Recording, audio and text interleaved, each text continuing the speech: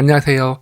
오늘은 3월 셋째 주 놓치면 후회할 텃밭 주간 정보로 이 시기에 심으면 딱 좋을 만한 텃밭작물 5가지를 선별해서 소개해 드릴 거고요. 그리고 이 시기에 어김없이 찾아오는 꽃샘추위가 있죠. 이 꽃샘추위 걱정 없이 작물을 재배해 나갈 수 있는 방법은 물론이고, 혹시라도 이 꽃샘추위 때문에 냉해를 입은 작물이 있다면 되살리는 방법도 있거든요.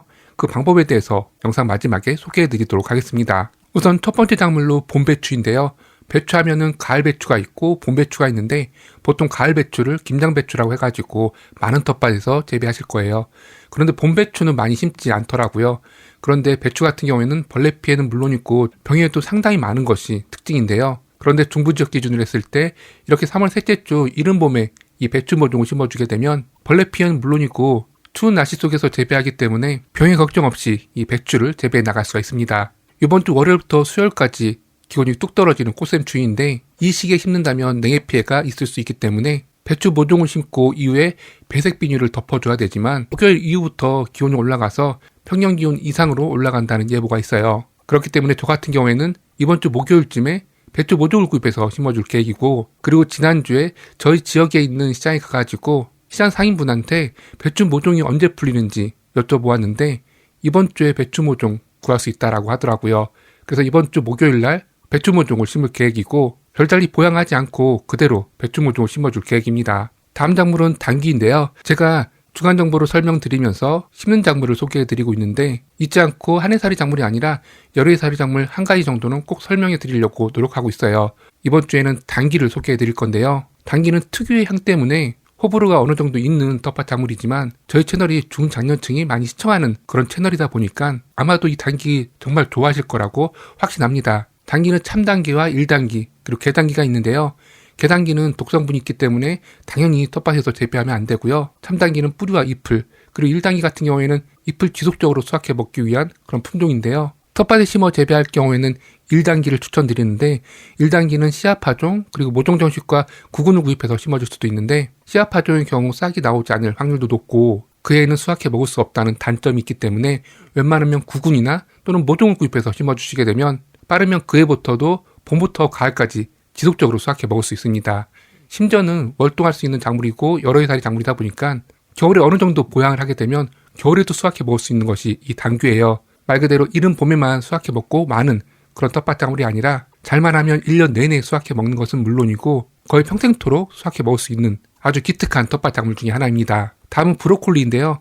브로콜리도 배추와 마찬가지로 가을과 봄 재배가 가능하지만, 가을 재배 같은 경우에는 벌레 피해가 워낙 많다 보니까 사실상 농약을 치지 않고서는 재배 불가능한 그런 텃밭 작물 중에 하나예요. 그렇지만 이렇게 3월 셋째 주 좀 일찍 브로콜리 모종을 텃밭에 심어 재배하게 되면 벌레 걱정 전혀 할 필요 없이 무농약으로 재배 진행할 수가 있습니다. 브로콜리도 배추와 마찬가지로 이번 주 월화 수까지는 영하의 기온으로 떨어지는 지역이 대부분일 거예요. 그렇기 때문에 이 꽃샘추위가 지나간 목요일쯤에 심어주게 되면 별달리 보양을 하지 않는다 하더라도 노지 텃밭에 이 브로콜리 모종을 심을 수가 있습니다. 그렇지만 추운 지역의 경우라면 모종을 심고 냉해가 걱정될 수가 있을 거예요. 이런 경우라면 제가 여러 차례 이른 봄에 모종 심는 방법을 소개해 드렸었는데, 두둑을 만들고 모종 심는 간격에 맞춰가지고 작은 웅덩이를 만들어 주세요. 그런 다음에 그 안에다가 모종을 심고 배색 비닐을 덮어주게 되면 작은 비닐하우스가 만들어지게 되는데, 이때 주의할 점이라면 오히려 배색 비닐 안쪽의 기온이 상당히 올라가서 고온 피해를 받을 수가 있기 때문에 모종을 정식한 이후에 작은 구멍을 내주셔야 되고요. 그리고 이후에 기온이 점점 올라간다면 배색 비닐을 조금씩 찢으면서 배색 비닐 안쪽에 심었던 모종을 재배 진행해 나가셔야 됩니다. 다음 작물은 쑥갓인데요. 쑥갓은 상추만큼은 아니지만 추위에 아주 강한 텃밭 작물 중에 하나예요. 제가 지난주에 경기 남부 지역, 그러니까 저희 지역에 있는 시장에 가보았는데 이 쑥갓 모종을 판매하고 있더라고요.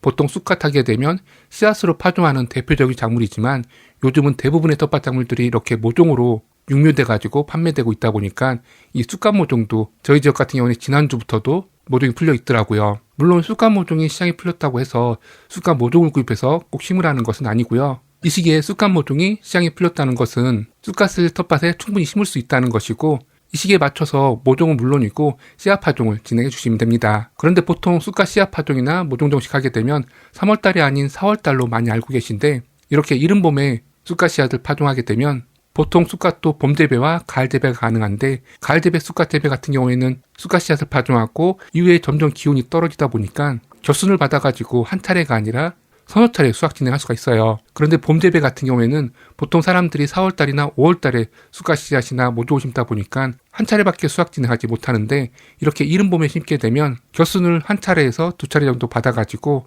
2배 이상의 쑥갓을 수확 진행할 수가 있습니다. 다음은 상추인데요. 제가 지난주에 시장에 가봤다고 말씀드렸잖아요. 그런데 가장 많은 상인들이 판매하고 있는 모종이 바로 이 상추였습니다. 상추는 한 가지 품종만 있는 것이 아니죠. 시장에서 판매되고 있는 상추 모종만 확인한다 하더라도 품종이 10가지 이상이더라고요.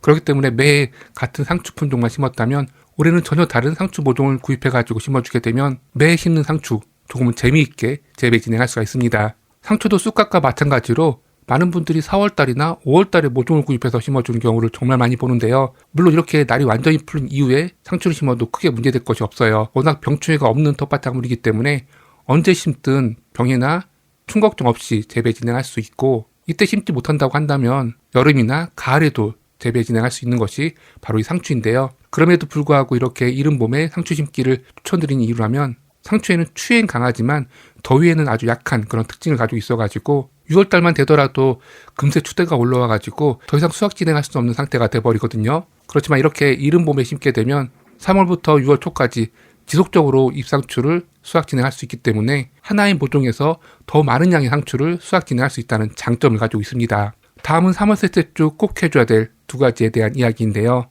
첫 번째로 이번 주처럼 갑자기 꽃샘추위가 왔을 때 작물 냉해 피해를 막을 수 있는 방법에 대한 이야기입니다. 제가 여러 차례 소개해드렸던 재료인데 바로 흰색 부직포예요. 흰색 부직포 하게 되면 전문 농가에서나 활용하는 그런 농자재라고 생각하시는 경우가 많이 있는데 텃밭에서도 충분히 활용할 수 있는 농자재이고 저 같은 경우에는 최대한 얇고 넓은 것을 구입해가지고 다양한 용도로 활용하고 있습니다. 그리고 보통은 이와 같이 비닐이나 흰색 부직포를 덮어줄 때 꼭 터널을 만든 이후에 덮어줘야 된다고 생각하는 경우가 많은데 이렇게 터널 만들 필요 없고 그대로 고정핀을 이용해가지고 덮어줘도 크게 문제되지 않거든요. 워낙 재질이 얇고 통기성과 투광성이 있다 보니까 작물 성장에 방해를 주지 않으면서도 서리 피해를 막을 수 있는 그런 재질이라고 보시면 됩니다. 특히나 점점 기온이 들쑥날쑥하다 보니까 이와 같은 재료 없이는 냉해 피해를 막으면서 작물 재배하기가 상당히 어렵더라고요. 그리고 비닐과 마찬가지로 한 번 쓰고 버리는 것이 아니라 잘만 하면은 수차례 재사용도 가능하기 때문에 한번 구입해 놓게 되면 꽤 오랫동안 재구입하는 일 없이 텃밭에서 다양한 용도로 활용할 수가 있습니다. 두 번째로는 이 시기에 항상 발생하는 것이 있죠.